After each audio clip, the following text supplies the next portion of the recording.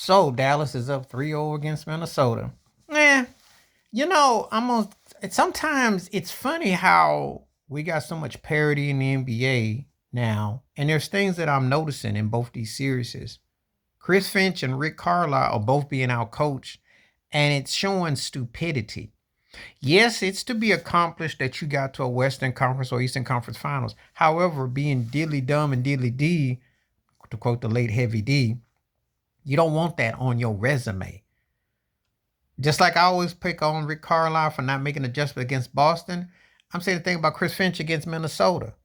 Karl-Anthony Towns has to go in the box. They were clearly geared to beat the Denver Nuggets, but they are no match for Dallas. And it's not that Dallas is doing anything special. It's just common sense adjustments. You don't, to quote Shaquille O'Neal, you don't go for barbecue chicken. You clearly have an advantage if you post up Karl-Anthony Towns and you post those bigs, and Rudy Gobert doesn't dominate. Problem is that unlike Denver, when you could go fishing and surfing on the perimeter, they can't hit what you can't catch. I told you Floyd Mayweather situation. You can't hit what you can't catch. The other mistake they made is waking up the little sleepy giant known as Kyrie Irving. Why'd they have to wake that man up? He been glazing they behind. You could make the case he's the MVP of this Western Conference Finals for Dallas. You could clearly make a case, especially in this particular one, because he's been lighting their butt up. He set the tone when Anthony Edwards opened his mouth and called him out. You see what happens. Sometimes it's best to keep your mouth quiet. Don't give anybody any bulletin board material. Cause Kyrie Irving been looking like Sugar Ray Leonard, hitting left, right combos, running and darting and dancing, all in places, and they got no answer for him. And he's taking them inside out. They can't defend that. This ain't like when you had those big bodies in Denver with Jokic, Gordon, and MPJ standing over there, and then you only had to worry about one Jamal Murray. And KCP just basically was in person, but he didn't show up. No, you got to worry about the way Dallas rotates that rock. Plus, they got guys who can knock down the threes. They were sitting there like Guilford and PJ Washington. Those guys, great picks, great acquisitions, and they are finishing up. But they're also proof that you need chemistry, not superstars per se. Take that in mind, teams that are spending a lot of money, i.e., Lakers and others, who think that you got to go and get a big time player when you can get some pieces.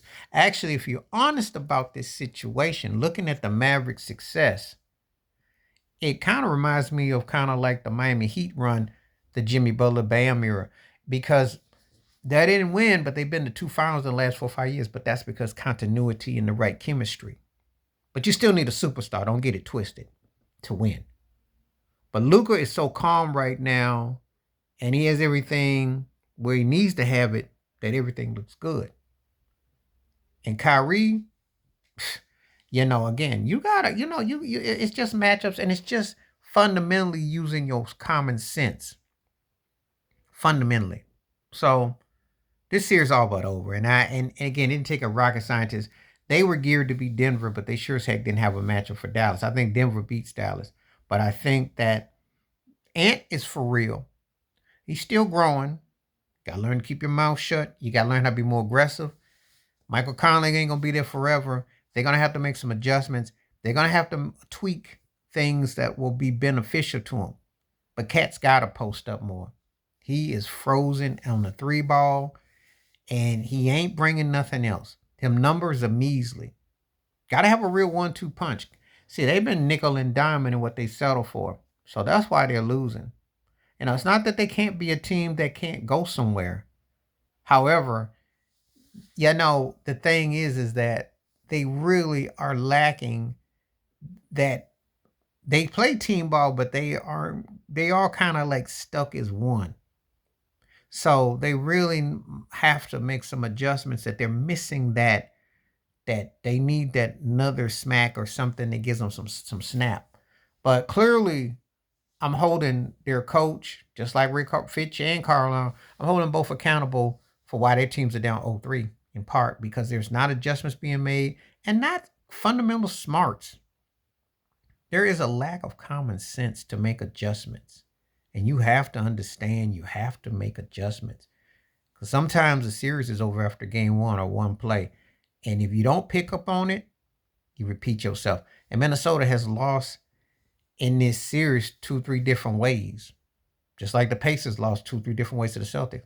That's common sense. Now, obviously, we know that deep down, Adam Silver would not want Minnesota and Indiana in the finals. So let's not kid ourselves. And you could be guilty of thinking there's a throw going on. I'd almost want to say that they're getting bought and paid off because of some of the common sense things that I'm seeing that they're not making adjustments to. Because some of it is just basic, simple common sense that, hey, if you make adjustments, you could win the game or two. You might even flip your series, but not to get an Easter egg, not both. That's embarrassing. And look like you don't belong if both teams get shut up 4-0, get broomed. I'm not sold that Dallas and Boston are that superior over these two teams, as bad as they look. But you tell me what you think. Please hit like, subscribe, work on thoughts, comments, and I do respond. Thank you. Wash your hands. Keep your mind clear. Watch out for another shitter if you like them out. Peace.